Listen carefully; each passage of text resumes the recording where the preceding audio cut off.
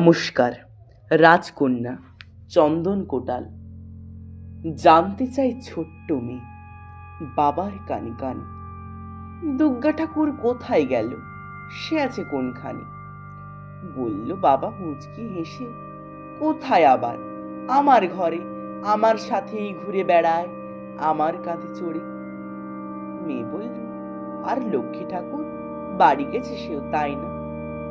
বলল বাবা, ওরা তো সব মাটির ঠাকুর, তুই তো আমার সত্যিকারের মা।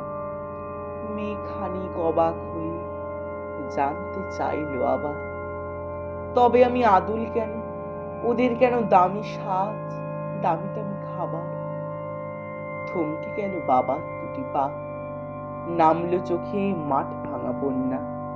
ব্যথার স্বরে বলল, তবু তুই আমার দুর্গা মা, লক্ষ্মী তুই, তুই রাজকন্যা। নমস্কার।